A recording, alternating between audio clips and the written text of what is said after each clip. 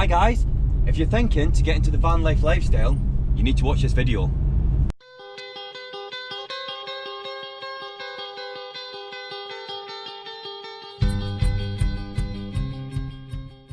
Hi guys, right, today's video is about, is van life for you? Now, a lot of people recently have been like saying to me and Brooke, obviously the fact that we've got like the van, they've been saying it's something that they would love to do, and if I was away, you know, it's saying it's something that they want to do and stuff. And it's like we said, there's a lot of things that you need to know. Now we're just going to get straight into it, and the main thing that you need to know is about van life is, if you're looking at getting a van, you need to decide, is it a motorhome that you want or an actual van? Because each one has its pros and cons. Because well, we did a pros and cons list when we got ours, didn't we? Because obviously you need to decide that, because the thing is, if you're thinking about getting a motorhome, is it going to be your daily driver vehicle? Because it's not realistic that it's going to be a daily driver vehicle, because they're so big and they're impractical. So, but then if you get a van, is that going to be your daily driver vehicle? Because if it's not, what you need to think is, the purchasing price of a van or a motorhome obviously is a big expense, and if you're not going to use it and it's just going to be sat on the drive, it's a lot of money to put into something. So what you need to do is you need to consider how you're going to use it and how many trips that you're going to be doing, obviously, if you get the vehicle. So that's the first thing that you need to decide. You need to decide how you're going to use the vehicle.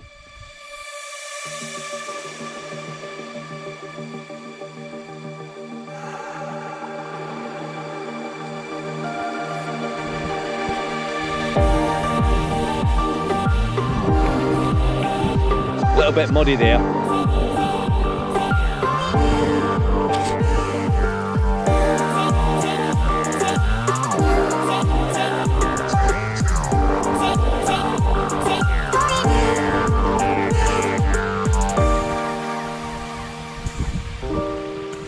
Brooks just stopped there, and I've come down here because you have to climb down here to get down here. But another thing that you need to sort of bear in mind as well, if you're looking at getting a camper van or a motorhome, it's not just the purchasing price that you need to think about.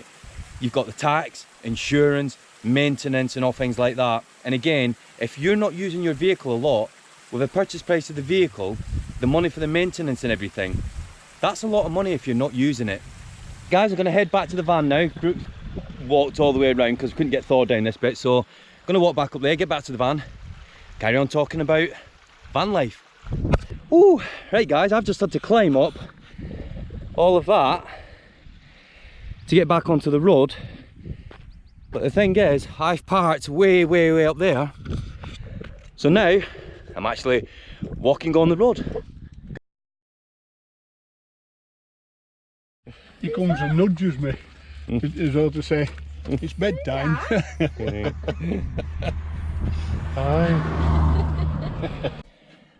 As you just seen there, oh yeah, Thor, I'm telling them now that you've just made a new friend. There's another Westie walking around here, so Thor had to say hi.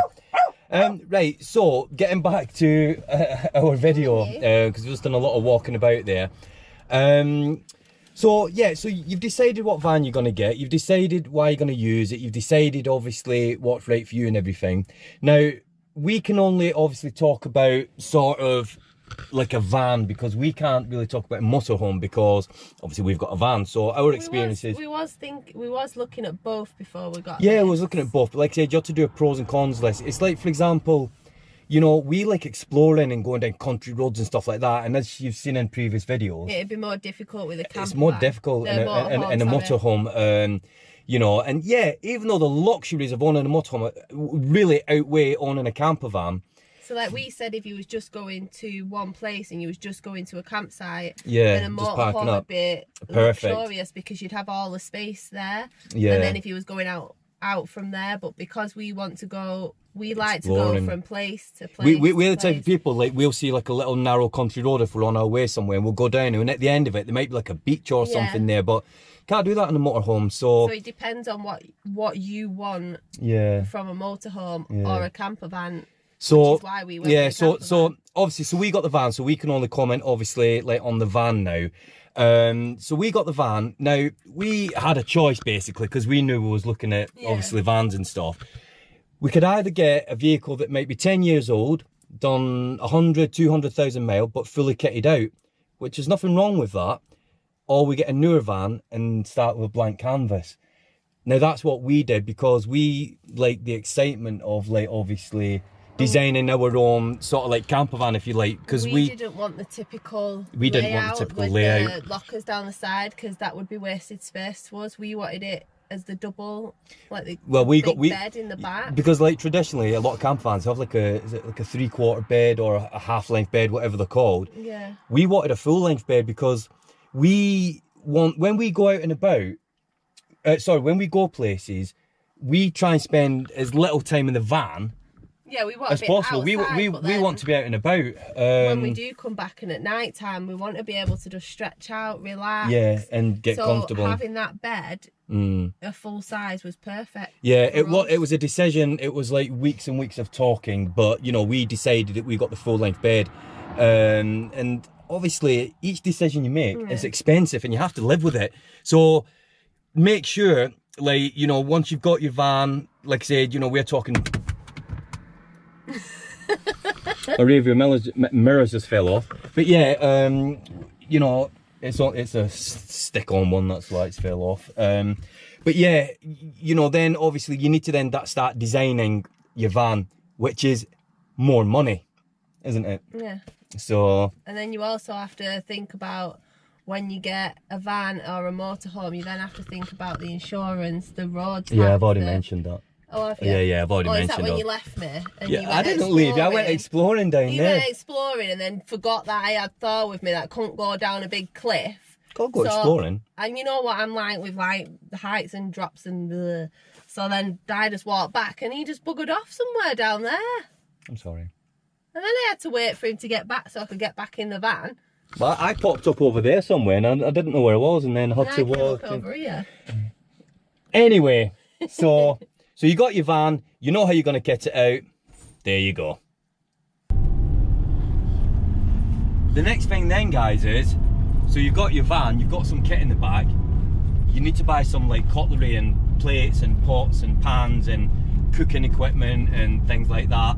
Now again, going off obviously the way we've got it set up, we still need like a lot of things doing, because when we got the van, all our money went into obviously purchasing the van. So what I would say is, obviously when you buy your plates and things like that, we just get cheap ones, don't we? Cheap cups, cheap plates and things like that, because then that way if you drop them, break them, it doesn't really matter. But one thing I will say is, don't be like a cheapskate on is your sleeping bag. Your sleeping bag is probably one of the most important things that you can buy for your camper van. So get a quality one. Definitely get a quality one. You'll be thankful. And also the frying pan and the yeah, that's a big one. You can't buy cheap on those. We made a big mistake. We thought, oh, you know, it's for camping, it's for this, you know, it doesn't matter, it's going to get battered, thrown about. So we bought cheap frying pans and cheap pans.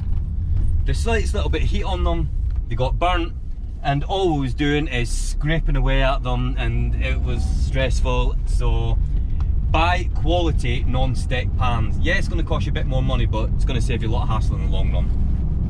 The other thing that you need to consider if you're thinking about getting into van life is the size of your family.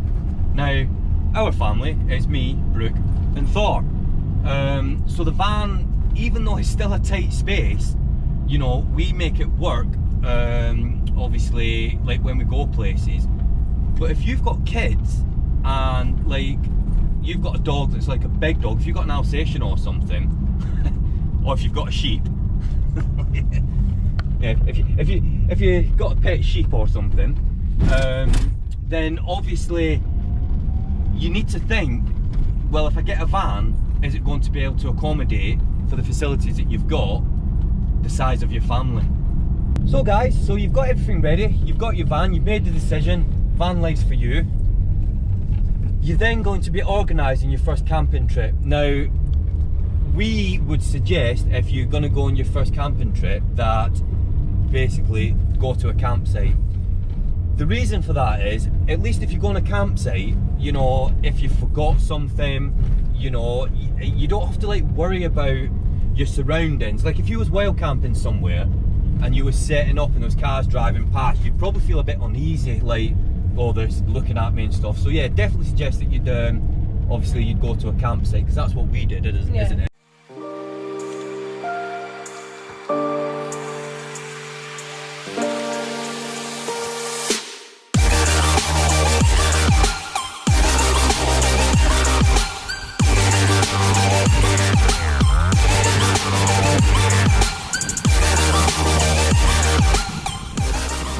Hey guys, we're back home now. Typical British weather. It started raining and Brooke's working tonight. She's on nights. Again.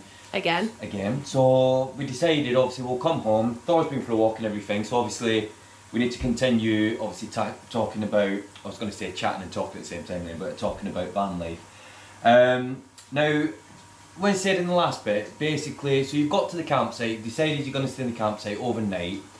And what you do is you're then going to obviously turn your sort of like your wheels into your house for the night. Now it takes effort, you know, like don't kid yourself. When you get there, it's going to take effort. Now it took us the first night we went, it took us about an hour to set everything up. And what we was doing was setting this up and rearranging this and then putting this pile of stuff here and putting this here, and then Brooke was like, no, that goes there, this goes here, then I'd make a little pile here, and basically it was carnage, you know, but that's what it's going to be like. And then me and Brooke was like bickering, but it's your first time that you're ever going to do it, because it's going to take quite a bit for you to like find your sort of like your way to do things. So Brooke keeps looking, she's got food on the go there, so do you need to just turn around and stir it or something? Yeah. Right. Pause the camera then, I'll let you stir your food.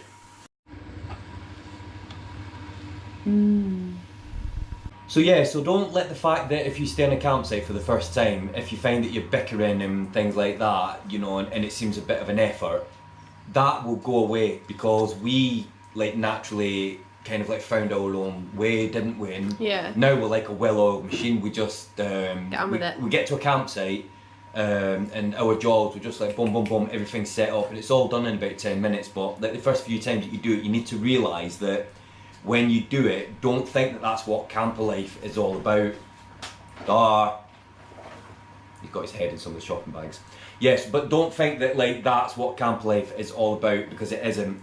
Now the other thing that you need to think about as well is, if you decide to go like wild camping somewhere, you need to be the type of person that, I don't know how to explain this, like, not like a problem solver, not like a genius or something, but you need to be flexible in your approach with van life. Because we've had it where, like, we've said that we're going to do one thing, and we get there, and we end up doing another. Because, like, the weather might have changed plans, we might have got somewhere and the campsite might have been full, you know, or we've got somewhere, it's happened before, we went to John O'Groats, didn't we? And we were supposed to stay in a campsite.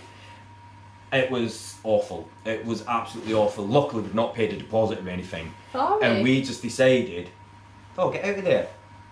We just decided that what we'll do is we'll just drive from John O'Groats. We went to Inverness, didn't we? Yeah. And because we're so flexible in our approach and everything, that's what we did. So, you know, you need to be like flexible and a bit of a problem solver. Now, the other thing when I say about like being a problem solver, it's not essential, because I am not mechanically minded. But there's been a few times where we basically, like, we stayed, I can't remember where we stayed, but we stayed somewhere once, and we couldn't get the rock and roll bed to lock in. It was pushing down, but it was just like popping back up, and I had to get underneath. And it turned out you just had to adjust this like adjustment rod on the bed so that it would lock in. But if I wasn't like the type of person that would have a go, what would we have done? We would have been stuck somewhere where we couldn't sleep on the bed, and obviously that would have been a problem. So, and a tip for you, take some basic tools as well. Another thing, guys, is we've been asked quite a few times, and we recently got a comment on one of our videos about like people getting into van life. They've asked us, do you think we should hire a motorhome or a camper van before they actually go and buy one? Now, this is something me and Brooke spoke about a lot before we got the van. Now, I can only tell you like our answer and what we think. We're not saying it's right, we're not saying it's wrong, we are telling you what we think. Now, me and Brooke have spoke about it, and we spoke about it before we got the van, and I think if you're thinking about buying a van or a motorhome or anything like that, and you decide to go and hire one, I think hiring one and say you're going away for the weekend or a few days or whatever it is, I don't think that's going to give you a true representation of what van life is going to be like. I think it will give you a false sort of like way of thinking. Now, a lot of points we've mentioned in this video, for example, the first time you set up, you know, you're going to be bickering and like, where's this going, you know, things like that. You might, you know, I'm not saying you will do that, but I can only tell what me and Brooke was like. You know, everything's going to be working fine because, you know, it's going to be probably a new camper van or something. It's going to have all the toys, all the bells and whistles. You're going to be fully kitted and fully ready to go. Now, if you get to a campsite and it runs completely smoothly, you know, and everything's perfect, if you get a van and then go and do that, it might not be the same.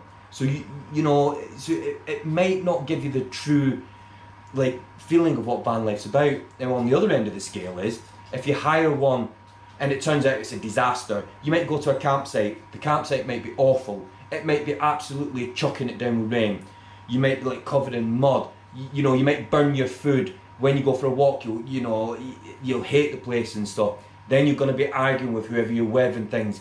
If you hire a camper van and that ends up happening for you, you're going to think, well, I ain't doing this again. But that's not what it's about. You've got to find your way and you've got to find your natural way of doing things. And when you bypass all of that and you find out what your essentials are, what you need and things like that, then, you, like I said, me and Brooke, we can, within 10 minutes, have the van loaded and off we go. We can be going to Scotland, anywhere, on a campsite, van set up, 10-20 minutes, boom, that's it. So getting back to the original question, do you think like you should hire one? I don't know. I don't think it's going to give you a true representation of van life, so it's a difficult one. Now, if you're going to hire one for 4 weeks, of course, but how many thousands of pounds is that going to cost? Because 4 weeks of van life is going to tell you what it's like. So, I'm sorry, I can't answer that question. We didn't hire one, and we're still obviously glad that we obviously chose van life and we're sort of like doing what we do, but it's a very hard question, that, guys, so sorry I can't answer that one. Right, guys, just going to have a quick bite to eat and then I'm going to finish this video and give you a summary of everything that we spoke about, so see you in a minute. Right, guys, I've just had my food, so basically to summarise everything that we spoke about, what you need to take into account if you're thinking about van life is you need to take into account the cost of the vehicle, the size of the vehicle, the maintenance cost of the vehicle, how often you're going to use it. Because like I said, if you buy a motorhome or a camper van and it's sat on your drive and you only use it 2 or 3 times a year, with all the money that you've put into it, it's probably going to be cheaper to get on a plane, fly abroad and stay in some hotels. But it all comes down to what you want. Now, for me and Brooke, it's like in the past year, we've probably been on about 15 holidays because we can just get in the van anytime we want, drive wherever we want, stay at a campsite for a couple of days, and we've had some of the best times by staying in like a campsite for like 2 days, and it's felt like we've been away for like, you know, like a week or something. Now, like a lot of our friends always say to us, oh, you're going on holiday again. It's like, well, yeah, because we can wake up one morning, the sun can be shining, we can look at the weather, if we've both got a couple of days off together, we can be on the road, like I said, within 10-20 minutes, we're off, going somewhere, and it feels like a holiday. Now, we wouldn't change that for anything, you know, so for us, van life is perfect. But you've got to work it out for yourselves. Is that something that you want to do? Do you want to put all the expense into it? Because it is going to be a lot of money up front, and then, you know, obviously you've just got the maintenance costs and so on. But, you know, you need to work out, is that the type of lifestyle that you want to live, where you just want to, at the drop of a hat, just go wherever you want? The other thing you've got to remember as well, guys, about van life is, it requires effort. It requires like a lot of thinking, you know. It requires a bit of nerve as well, because, you know, to be able to just like click your fingers and say like, we're going and we're doing this, you know, it does require effort. Now, a lot of people these days, well, you know, we and Brooke have spoke about this, we'll say it as it is, a lot of people have become extremely lazy. And it's funny because we was talking about this the other day, and we were saying that, like, you know, like in the old days, if you wanted a takeaway, if you wanted a pizza, yeah, you'd bring a pizza, an hour later it would arrive, fast food. If you want a McDonald's, KFC, you'd have to jump in your car, drive there, walk into the restaurant, get your food. Then obviously now they've got drive-throughs. Now you've got drive-through Costas, drive-through Subways and all these different things. But wait, it gets better. Now you can get your mobile phone, press an app, and the food gets delivered to you. I mean, that's like the definition of laziness for fast food. The fact that you don't even want to cook in the first place and you're doing that. Now, a lot of people that we've spoke to, the kind of like, the life is like hectic, and they say that, you know, that's the type of lifestyle they live in, where it's all like fast, everything's got to be done now, and, you know, got no time to do anything. But if you kind of like take a step back, it's like, you know what? If you do like a van life type of lifestyle where, you know, you can like go on holiday whenever you want and just like, you know, get in the van and go somewhere and actually go outside, do some exploring, do some cooking in the van and things like that. A lot of people have gone, I like the sound of that. Do you know what? If you like the sound of it, look into it. Because if it's on your mind that you want to do some type of like van life type of thing, you need to do it. Guys, honestly, you really, really need to do it. I really don't think that you would regret it. You really, really wouldn't. Well, I thought. Right guys, today's video, a little bit wordy. Thor's just drying off now, like I said, got a bit wet before, didn't we? Yeah? Well, he wants a belly rub now. Right guys, that's today's video. Like I said, van life is really individual to everybody. You've got to find your own way. But like I said, if you're thinking about it, go for it. Brooke's getting ready to go to work, so he's having a wonder. Right guys, if you haven't subscribed, please do. Thank you to all the subscribers that have subscribed already. Really, really appreciate it. Give the video a like, and until next time, from me and Brooke, don't know if you heard that, but she said bye. And Thor, until next time, bye for now.